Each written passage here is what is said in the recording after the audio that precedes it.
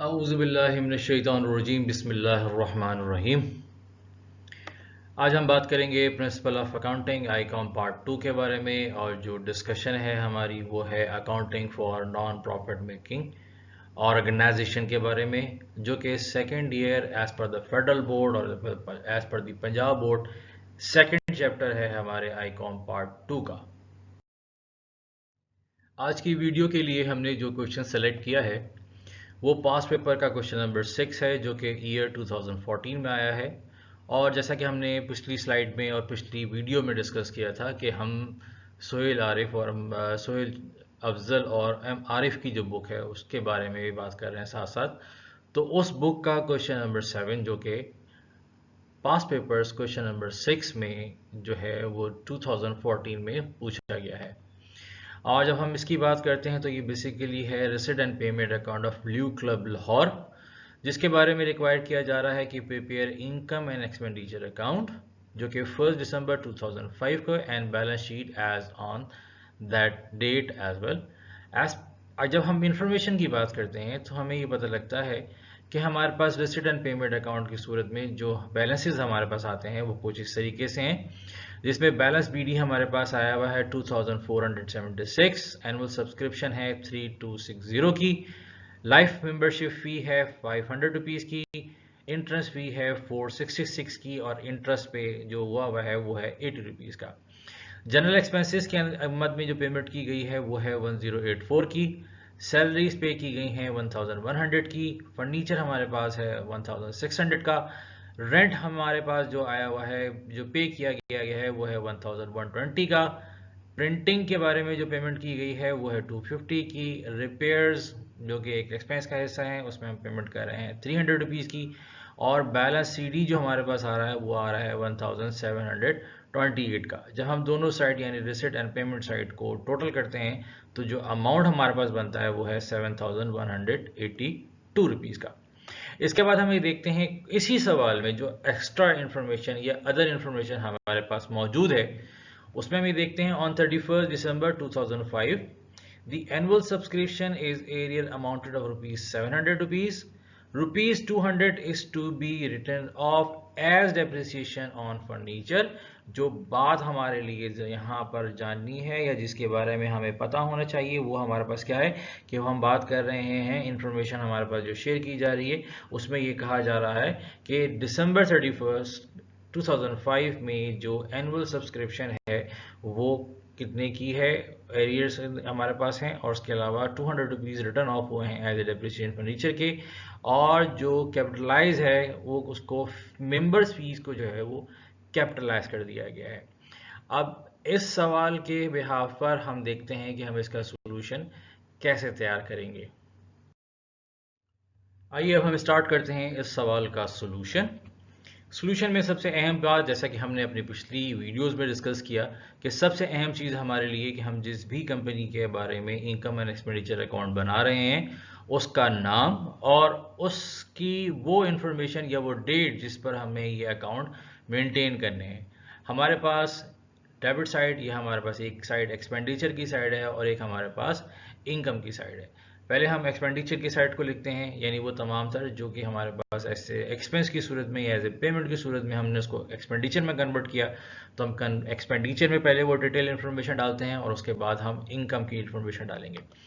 पहले नंबर पे general expenses हमारे पास एज इट इज 1084 की अमाउंट आ गई, सैलरीज 1100 की आ गई, रेंट जो है 1120 का है, प्रिंटिंग के बारे में 250 पे हुआ है, रिपेयर के अंदर 300 हमने पे किया हुआ है।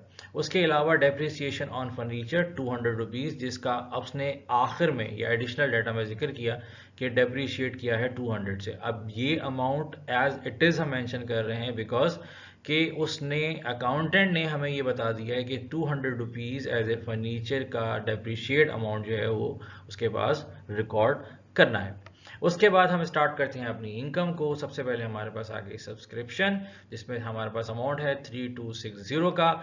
उसके बाद हम ऐड करते हैं रिसीवेबल का, यानी वो एरियर्स जो कि हमारे रिसीवेबल हैं 700 के, हम उसको इसमें ऐड करते हैं।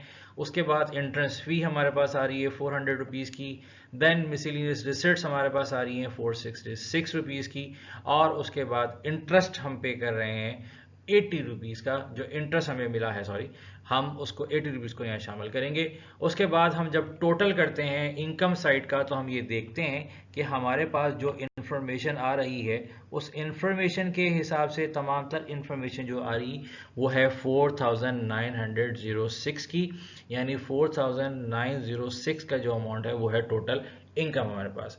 हमने एक्सपेंडिचर की साइड पे भी सेम अमाउंट को मेंशन किया, और उसके बाद जब एक्सपेंडिचर की डिटेल को टोटल किया और 4906 में से माइनस किया, तो हमने ये देखा कि एक्सेस ऑफ इनकम जो है वो 852 रुपीज़ की आ गई। उसके बाद जब हम एक्सपेंडिचर के इस टोटल अमाउंट को, यानी इस एक्सपेंडिचर की पूरी साइड को टोटल करते हैं, तो दोनों साइड की जो अकाउंट्स हैं वो मैच होते हैं, और जो वैल्यू हमारे पास आती है वो आती है 4906 की। अब नेक्स्ट स्टेप पे हम बात करते हैं लियो क्लब की बैलेंस शीट के बारे में, जो कि हम प्रिपेयर कर रहे हैं 31 दिसंबर 2005 को। एक साइड हमारे पास एसेट है, दूसरी साइड हमारी लायबिलिटी और कैपिटल की है, जिसे हम इक्विटी के नाम से भी जानते हैं। तो अब पहले इन्फॉर्मेशन हम पुट करेंगे अपनी तमाम सारी इन्फॉर्मेशन जिसका ताल्लुक एसेट्स का है। तो पहले नंबर पे हमारे पास कैश अमाउंट आ गया 1728 का। उसके बाद सब्सक्रिप्शन रिसीवेबल का अमाउंट आ गया जो कि 700 है। उसके बाद फर्नीचर की जो टोटल अमाउंट थी 1600, उसमें से हमने माइनस कर दिया 200, तो हमारे पास अमाउंट आ गई 1400 की। उसके बाद कैपिटल फंड जो हमारे पास बना है वो है 2476 का। उसके बाद लाइव मेंबरशिप जो है, फी जो है वो 500 हमारी इक्विटी साइड पे, कैपिटल साइड पे आ गई। तो जो एक्सेस अमाउंट हमारे पास आया वो आया 852 रुपीज़ का।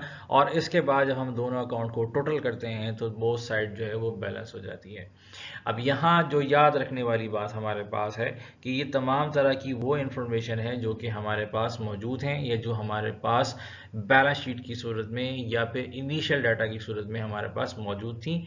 हमने उसी डाटा को इस्तेमाल करते हुए इन तमाम तरह की प्रेजेंटेशन को अपडेट किया, और at the end assets, liability और कैपिटल का सेम हो जाना अकाउंटिंग की इक्वेशन जिसमें हमने पढ़ा था कि assets always equal to liability plus capital, इस इक्वेशन को भी प्रूव करता है। और उसके साथ साथ ये भी प्रूव करता है कि जो इंफॉर्मेशन हमने अपने क्वेश्चंस में इस्तेमाल की है वो बैलेंस सही तौर पे रिकॉर्ड हो गए हैं, और जो बैलेंस है वो भी मैच हो रहा है।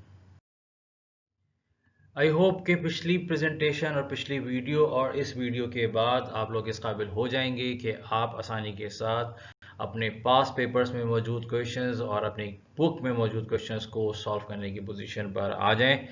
Thank you very much for watching this video.